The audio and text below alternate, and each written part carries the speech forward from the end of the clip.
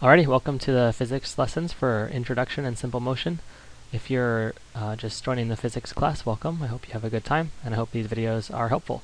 So at the beginning, we're going to start with chapters 1 and 2 together into one lecture because they're pretty simple compared to the other material, and we're going to take a brief glance at page 157 from the textbook. So in the first chapter, the topics we'll be covering are a discussion of what physics really is, SI units and dimensional analysis, how we can use units to help us make sure that our answers are correct after the end of mathematical calculations. Then we're going to look at accuracy and precision and significant figures, and how when you're doing calculations, how do you decide how many decimals to keep, what does that mean about your answers, etc. And then finally, we'll talk about the scientific method and graphing and prediction and how we can use the results that we get or the results that we already know to extend our knowledge and make predictions about other things.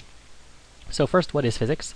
It's kind of cool, actually, if you try to just take any topic, physics or any other topic, and just ask yourself, what is it that they're trying to accomplish? I mean, a lot of people designate their entire life to this, so what is it they're trying to figure out? So for physicists, we're trying to figure out how the world works. That's a pretty basic idea, actually, and you start doing that from an early age, so everyone really is a physicist. But the application of physics is to be systematic and methodical, so it's not just this kind of hodgepodge curiosity. Oh, let's see this, oh, let's see that. It's a very, very methodical and systematic approach that allows you to have more concrete and believable results. So we want to develop simple models that represent the world.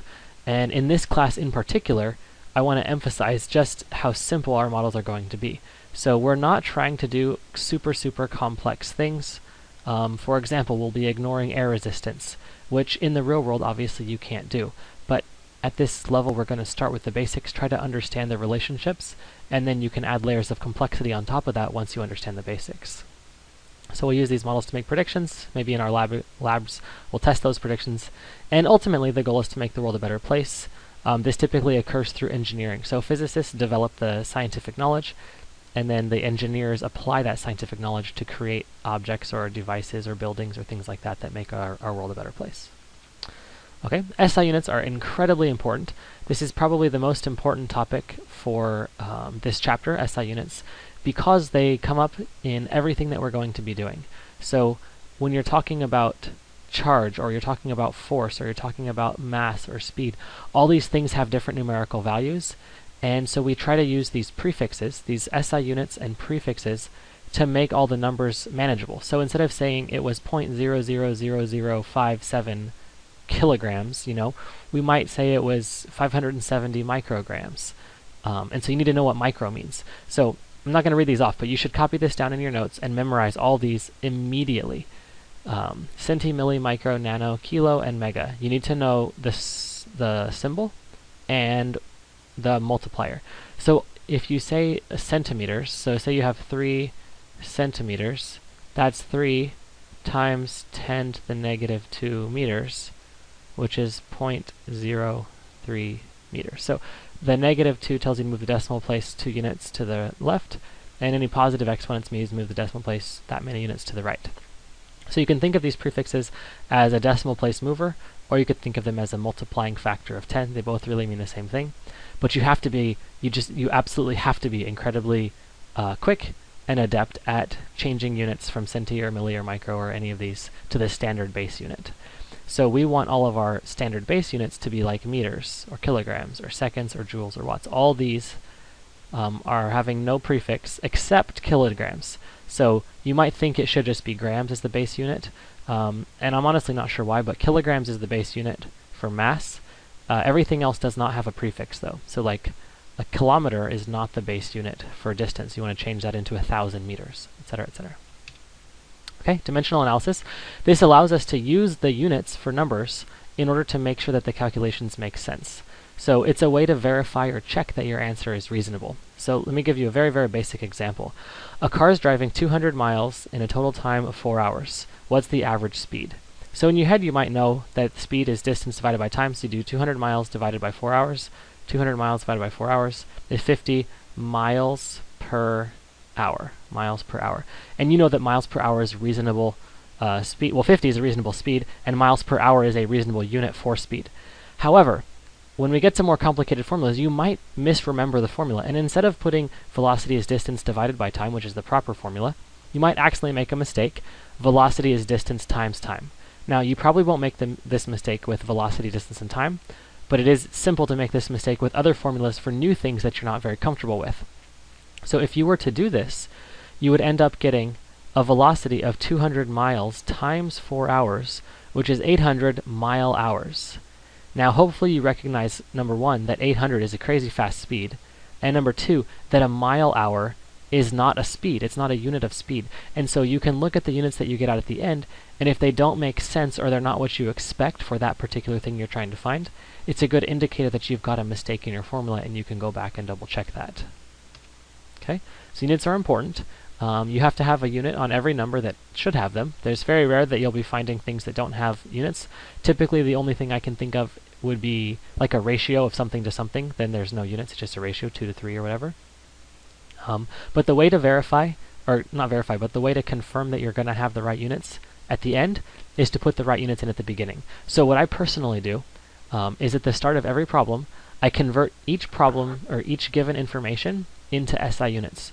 So all the numbers that are given in my problem, I write them down, and then I say equals, and then I write the corresponding value in standard units. And then when I plug in all my numbers, I know that I'm plugging in the right units, and so I know I'm going to get out the right units. So you don't have to show the units on every single intermediate step of your calculation, but if you show them all at the beginning and then you show them all at the end, you know that they have to be right because, you know, as long as you're plugging in SI units, you're going to get out SI units. Okay, accuracy and precision. This is something you probably learned before, but we'll just go over it real quickly. Accuracy is how close you are to a true value. You can't talk about accuracy unless you already know what the true value is for an experiment. So if you're experimenting on something completely brand new that no one's ever done before, you can't possibly claim your results are accurate or not accurate because you don't have any reference point to compare them to. Precision, on the other hand, has two factors. One is how repeatable your measurements are, and the other is how exact they are. So if you are measuring something and you say, oh, it's about 5 feet, okay, that's probably not very precise. Whereas if you said it's 5 feet 3 3/4 inches, then that's a lot more precise because you're giving a more exact value. Essentially, you're giving it to more levels of decimal place accuracy. Or not accuracy, sorry, decimal place precision. So this little picture shows you a little bit about it. Accurate and precise means they're all getting the same value over and over, repeatability, plus they're the correct or true value. This has an average that's accurate because the average of all these is in the center, but they're not precise because they're kind of wide range. These are all precise, but not accurate. And so the reason that these accuracy and precision are important to understand is because when you're doing an experiment, depending on whether your results are accurate or precise or neither or both, it can usually help you figure out what's wrong with your experiment. So for example, if your results are accurate on average, but they're not very precise, that typically means there are some uncontrolled things in your experiment. There's things that have a lot of variability and it's kind of random each time. Sometimes it's too high, sometimes it's too low, but overall it comes in the average gives you a correct value. Something that's not precise could be because you have a systematic problem with one of your instruments. So it's working the same way every time, but it's routinely giving you the wrong value. So say you've got an ammeter or a voltmeter that's not calibrated properly, it might be working really well, but just off by a set amount. And so that would give you very precise results that are not accurate. And so if you're accurate and precise, then probably everything in your experiment is working perfectly. But just knowing the type of results that you're getting helps you then diagnose and fix whatever that problem is. Okay. Significant figures. You probably learned of these in chemistry and have been asked to use them maybe in other science classes. Significant figures depend on precision. So the more decimal places there are in a number, the more precisely you know that value, the more significant figures that number has. And there are rules set up for adding and subtracting and multiplying and dividing significant figures, or numbers of significant figures, that helps preserve the precision. So when you're adding or subtracting, you're going to add or subtract and you're going to keep the least significant decimal place. The reason that makes sense, or should make sense, is if you say add 5 feet to 5.002648 feet. Well, that original measurement of 5 feet, if you add the two together, you get 10.00 whatever. But that 0.00 whatever, it's not significant because you're adding it to 5. Here, let me write this down. If you just add 5 feet and you add 5.00126 feet, okay? When you report a number as just 5 feet, what you're saying is around 5 feet.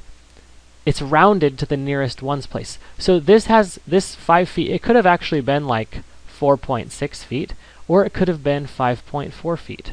Both of those would round to roughly 5 feet, okay?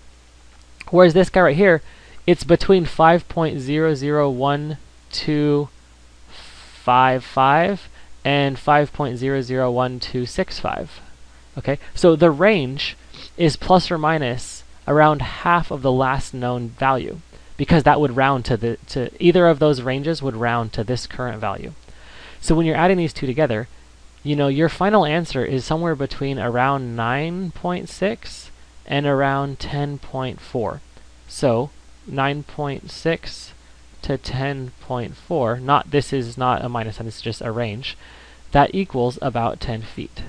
So you can see that the uncertainty in this number, okay, between 5.4 and 4.6, renders this extra precision completely irrelevant. It doesn't really matter if you know this number to the thousandth or 100,000th decimal place, because what you're adding to it is a very crude estimate. So this precision is destroyed when you add a non-precise value to it. So adding and subtracting, you truncate or just cut off at the least significant decimal place. On the other hand, when you're multiplying or dividing, you count the total number of significant figures in each number and keep whichever one is smaller. So the less significant number determines the significant digits in your answer. So the rule of thumb for this class is going to be aware of significant figures, but I don't want you to spend a lot of time calculating the number of significant figures in your answer. So most of the problems in the book and most problems on quizzes and tests, you'll start with 2 or 3 significant figures, and your answer should have 2 or 3 significant figures. There's a lot to learn in this class, and I don't want you to be bogged down with the details of counting significant digits and then not pay attention to the overall concepts that we're actually trying to learn. So I want you to focus on the concepts and understanding the physics, and then don't be unreasonable. For example, when you're writing down an answer after finishing typing it in your calculator, don't write down 18.3642972, you know? Like, you should be aware that even though your calculator is giving you that many digits, those digits are not significant based on whatever your inputs were. So use discretion and ask me in class if you have questions. Okay? Scientific method, again, this should be just a review of things that you already know, but you start off by asking a question. You kind of look at the world and you say, oh, I wonder about such and such. So you do background research next to figure out what's already known about this topic, and then you construct a hypothesis based on your background research and your curiosity about the world. After constructing your hypothesis, you design an experiment to test and see whether your hypothesis was correct or not. Essentially, you just do an experiment to see what happens, and then you analyze what happened, and then you can draw conclusions. Is your hypothesis true? Did it actually happen? Is that explaining why it happened? Or is your hypothesis false, or did it get disproved or only partially proved? And then what could be going on? So regardless of whether your results of your experiment confirm what you expected or contradict what you expected, you report your results in some kind of write-up or explanation of results. And in particular, if your hypothesis was not true, then you want to think again and say, okay, if that wasn't it, what else could be the cause of whatever this, you know, phenomenon is that I'm trying to research? So when we do our lab write-ups, we'll kind of be following this type of stuff. Usually the question and background research will be done in class, and in the lab you'll have to kind of maybe predict what will happen, do your experiment, and then do the write-up for it. And in your write-up, you'll kind of analyze in this think, try again, like if I were to do this experiment again, what might I do differently, or considering this didn't work out, what do I think is an alternate explanation, things like that. Okay, last thing for chapter 1 here is graphing and prediction. So most phenomenon in physics, and in the world really, can be modeled mathematically by equations and also by graphs. So a graph is a visual representation of an equation or a relationship between variables. So these are things you should already have learned in math class, but I just want to remind you since we'll be using them so much. The x-axis is your independent variable. It's horizontal. The y-axis is your dependent variable, and it's vertical. So when you graph things, you're always graphing x versus y. Sorry, you're always graphing y, my bad, versus x. So you're graphing y and x. So how does the output or y variable depend on the input or x variable? So some common relationships are linear equations, y equals mx plus b, which has a slope and an intercept.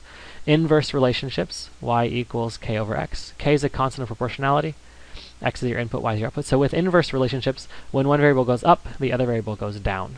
With linear, when one goes up, the other goes up, or down, depending on whether the slope is positive or negative. So if the slope is positive, one goes up, the other goes up. If the slope is negative, one goes up, the other goes down. But in a linear fashion, which is a little different than an inverse. So linear relationship could look like straight up or straight down. Inverse relationship, if you think from math class, it kind of looks like this. And it's got asymptotes, it never crosses the axis, and there's another half over here. Quadratic relationship, you know what a parabola looks like, I hope. Quadratic squared relationship. It creates a parabola.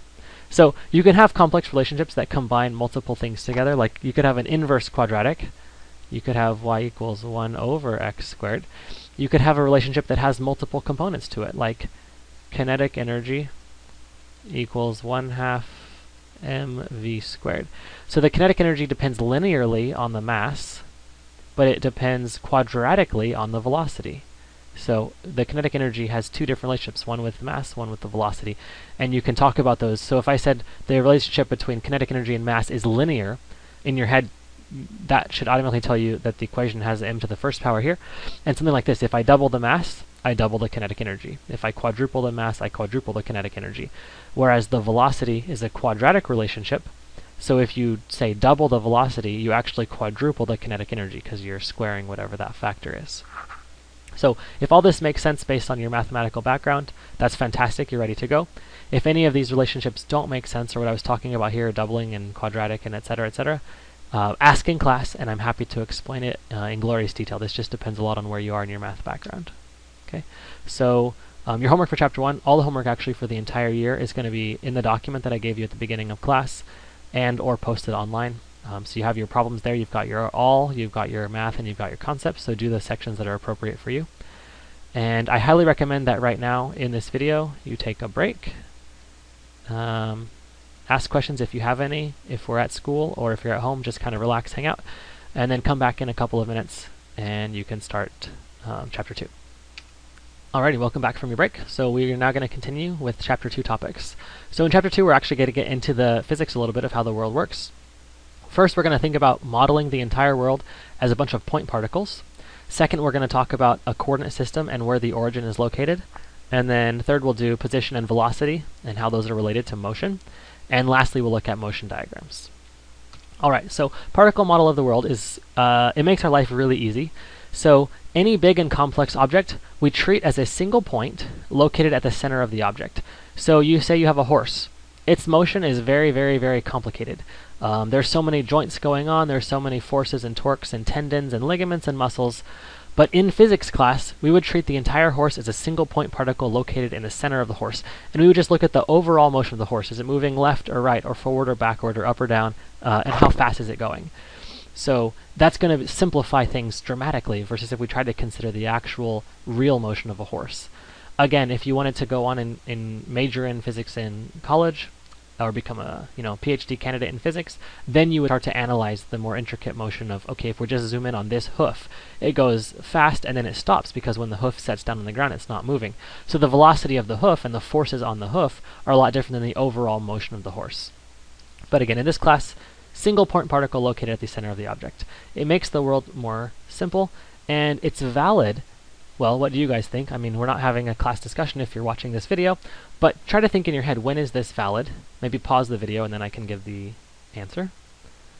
So it's valid as long as the motion of the overall object is the large scale motion compared to the motion within the object. So what I mean by that is if you think about throwing a football, it's spiraling, but the football may move 30 or 40 yards. So if you're thinking about the overall external motion of the football, it's maybe moving parabolically through the air as it's thrown, then you can kind of ignore the fact that it's spiraling. Now, when I say you can ignore it, I don't mean it has no effect. I just mean at the most basic level, you're just thinking of an object moving in a parabolic path through a gravitational field. The spiraling does have some effects, and sometimes when you analyze real-world situations, you model them as this simple situation, and then you see that the model does not accurately predict what happens, and then you have to go back and you have to start taking into consideration all the things that you've ignored, like air resistance and spin and rotation and that kind of stuff. But for now, as long as the overall motion is the part that you're looking at, then you can ignore the internal motion. Another example is if I stand here and I wave my hand back and forth at you. Okay? Can I ignore the fact that my hand is waving?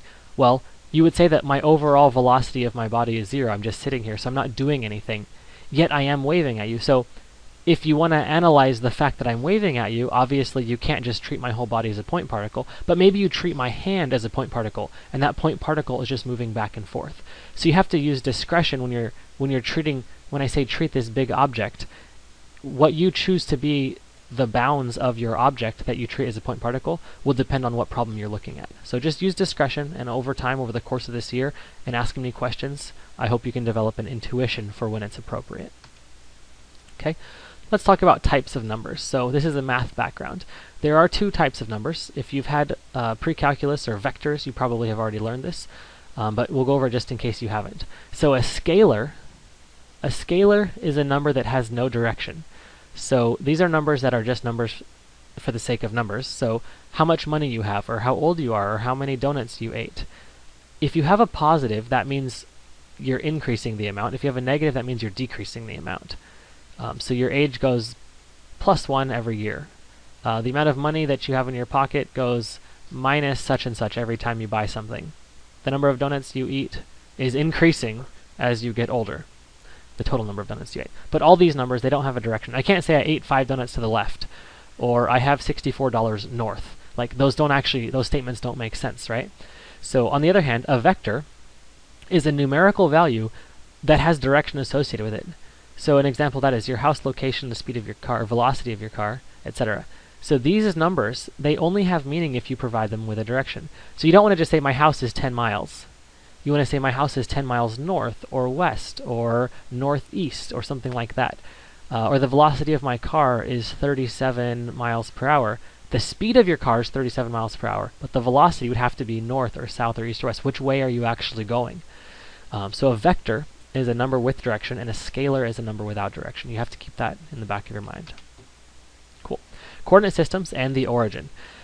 So since we're taking all these objects and we're treating them as individual points, we need to draw them onto some kind of mapping system so we can all be on the same page about where they're located.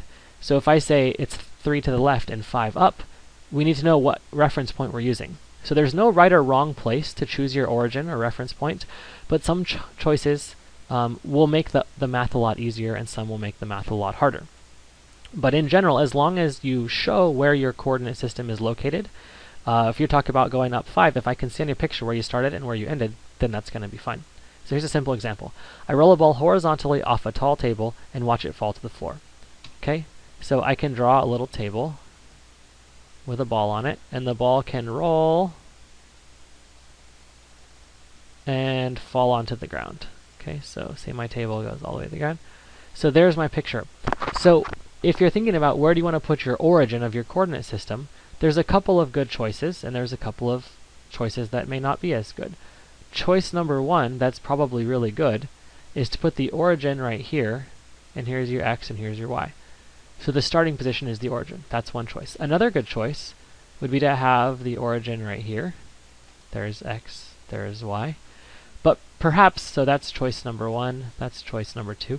Personally, if I was doing this problem, I would choose my origin to be right here, and have this be x and y axis.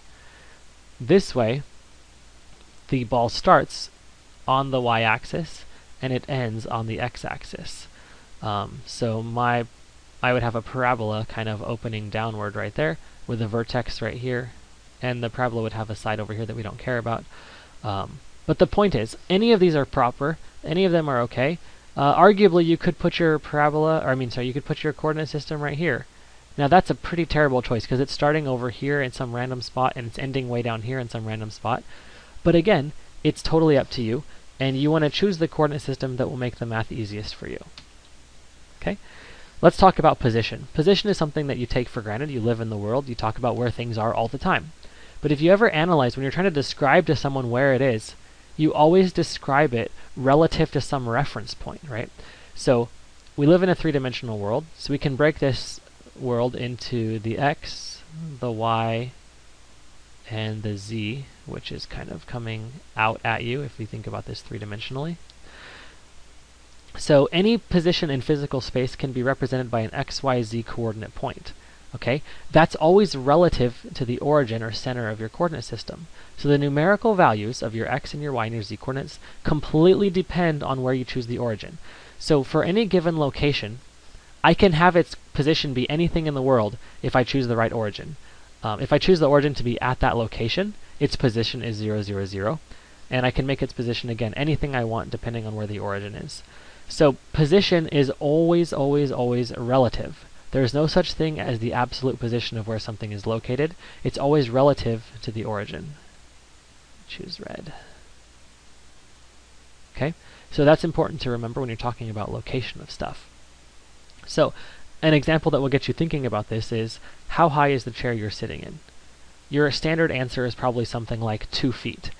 But what you mean by that is you mean it's 2 feet above the ground. So the ground would be your reference point for height. You know, you could argue that it's about 300 feet if you're 300 feet above sea level. Or it could be, I don't know, 6,000 miles or something like that if your reference point is down in the center of Earth.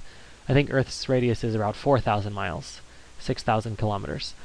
But the point is, anytime you talk about the location of something, how high it is, how far it is, left or right or up or down, you're always needing a reference point. And if you don't explicitly say what that reference point is, you can lead to confusion. So when you're drawing diagrams or solving problems, specifically, explicitly state where the reference point is. Okay. Displacement is something, on the other hand, that does not have a reference point of the origin because it's looking at some initial position and some final position.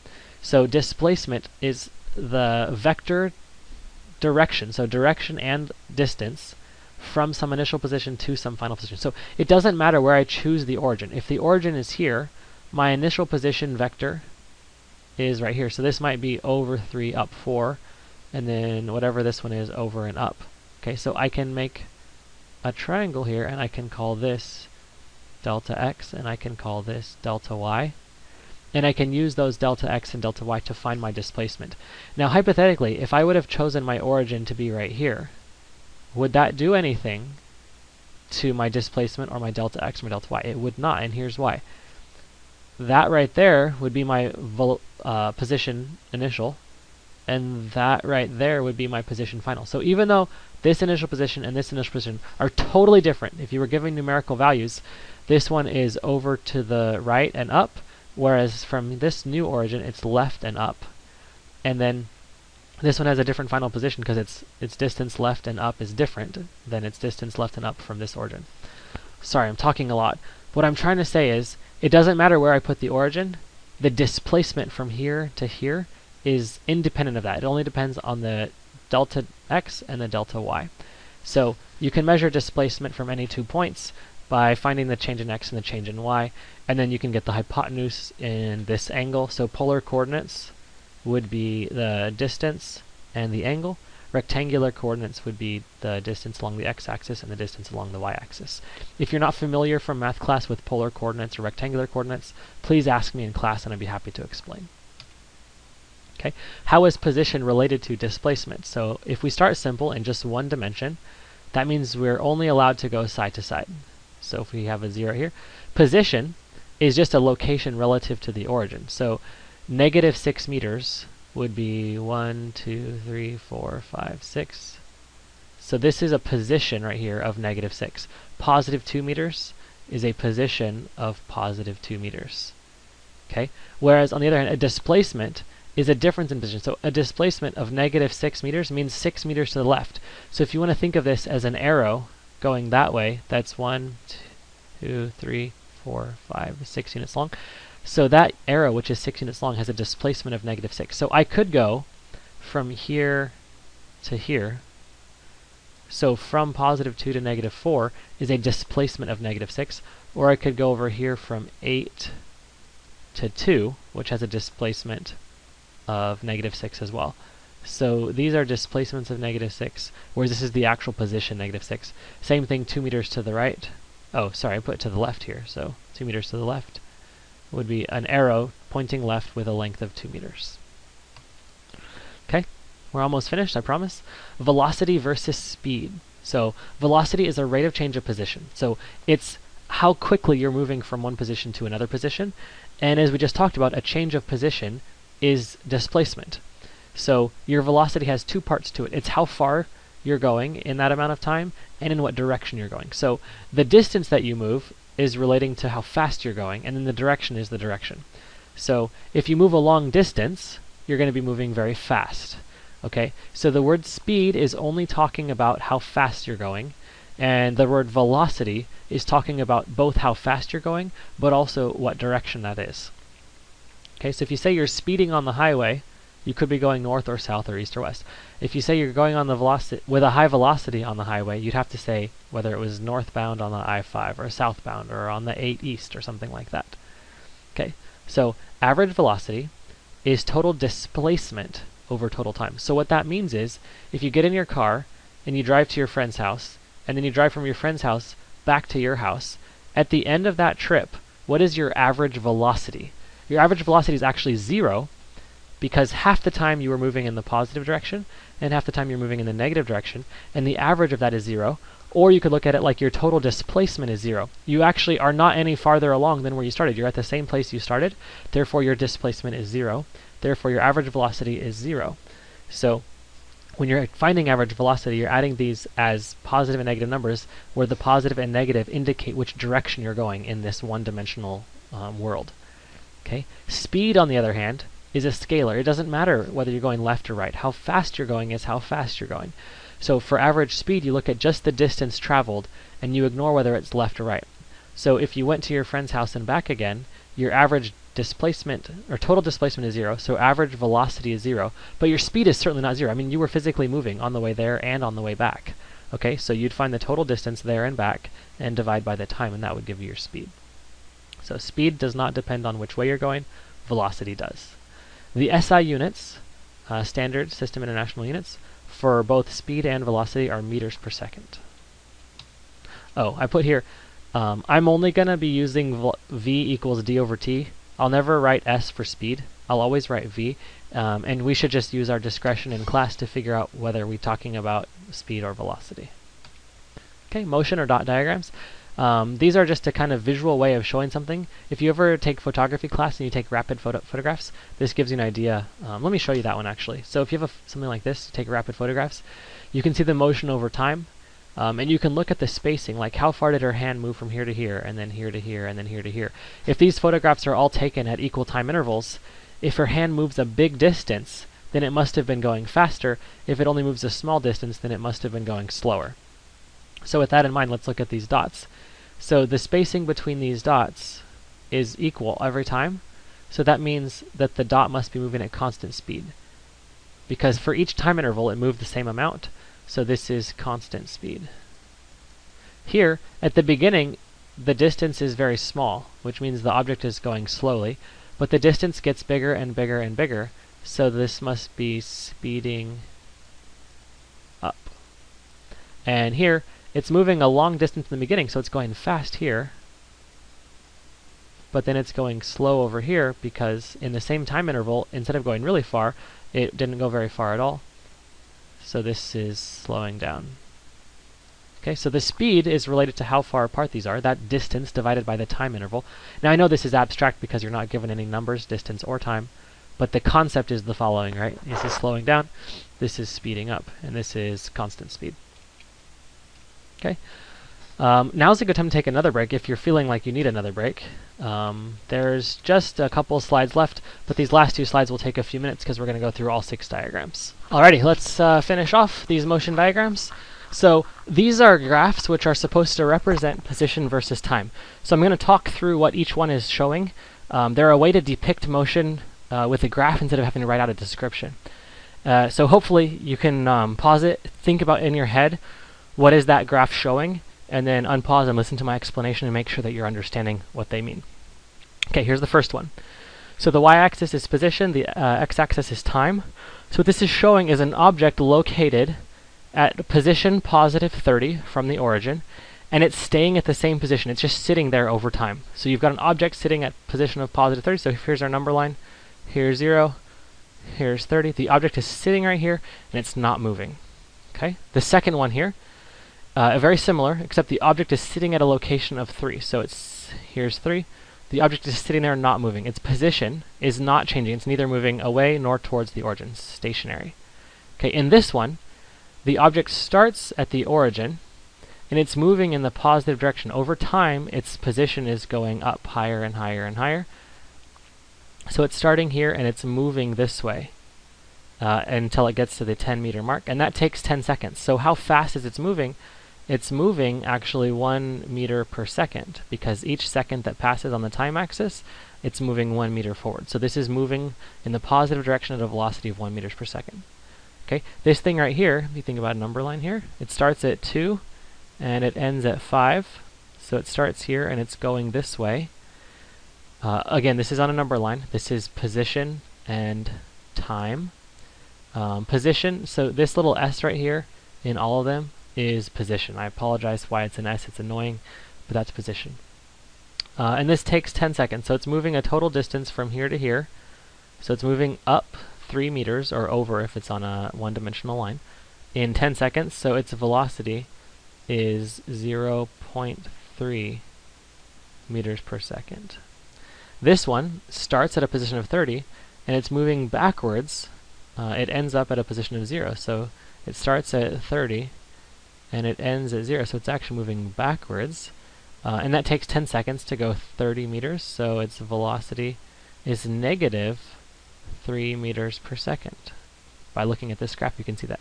And it actually, if you see the pattern here, the velocity is the slope. So here the velocity was 0, here the velocity is 0, here the velocity was 1, positive 1. Velocity here is 0.3, velocity here is negative 3. So in this one, we have to break up into two things. So first, if we have a number line, it starts at 0, and it ends at 8. So first it's going this way, it's going away, but then at some point it turns around and starts coming back. So then it turns around and starts coming back, so that you ended up at the same place you started. And again, this is position, so we started at 0, we went away to a distance of 8 meters, then we came back, and we ended at the origin. So what is the average velocity here? The average velocity is 0 because the displacement is 0, but the average speed would be this total distance, which is 16, 8 away and 8 back. So the velocity is 0, but the speed is 16 meters, 8 away, 8 back, over 10 seconds. So 1.6 meters per second was our average speed. Cool. All right, now let's look at these exact same 6 graphs, but think about them as plotting velocity. So here this is velocity instead. Pardon me, copying and pasting to use the same ones. Okay, so now if this is representing velocity over time, this object is moving at 30, say, meters per second. So it's moving at constant speed, 30 meters per second. This one is moving at constant speed, 3 meters per second. So both of these are moving. So if here's our number line, they're both moving that way. This one is moving at 30 meters per second, and this one is moving at 3 meters per second. Okay, this thing, it starts at the origin. It's moving, it's not only moving this way, but it's moving faster and faster. So it starts off at rest, and it starts moving faster and faster and faster. So after 5 seconds, it's moving at 5 meters per second that way. After 10 seconds, it's moving at 10 meters per second that way. So this could be like your car taking off from a stop sign. You start at rest, and then you move in a certain direction, say the positive direction to the right, and you go faster and faster and faster. Okay? Over here, the velocity is increasing, but you didn't start at rest. Instead, you started at 2 meters per second, and then you sped up until now you're going 5 meters per second. Okay, over here, you start off going really fast. You start off going 30 meters per second, and then you slow down, slow down, slow down, slow down, and then stop. Here, your velocity would be 0. So here you're coming to a stop. Okay, here, you're stopped, then you speed up, and then you slow down. But you're always moving in the same direction. So here, if here's a number line, you start, say, at 0, you speed up faster and faster, and then you slow down, and then you stop. But you never turn around and come back, right? So if this is representing, go back one, if this was representing a position graph, you're going away, and then you're coming back. Okay, let me go forward. If this is representing velocity, you're speeding up and slowing down, but your velocity is always positive, so you're always moving in the positive direction. In order to actually be having a backwards motion on a velocity graph, your velocity, if it dips down into the negative values, so here if it was like negative values, -5 or something, you'd be moving backwards in the negative direction. So a velocity graph could go negative. Okay, summary. Distance is measured in meters, time is measured in seconds, velocity is measured in meters per second. Velocity is a vector, speed is a scalar. A vector means the direction matters, scalar means the number matters, but there is no direction. And you can use velocity as distance over time. You can use displacement over time to get velocity as a direction, or with a direction. That's pretty much it. This chapter, I hope, is mostly a review of things that you've covered in 8th grade science or in math classes or things like that. But if you have any trouble at all with the concepts, or something wasn't clear or I didn't explain it very well, absolutely ask in class, and I'm happy to go over it. It'll be a lot easier to answer questions when I can see what your problems are. All right, your homework again is in the handout, and good luck working on that, and see you next time.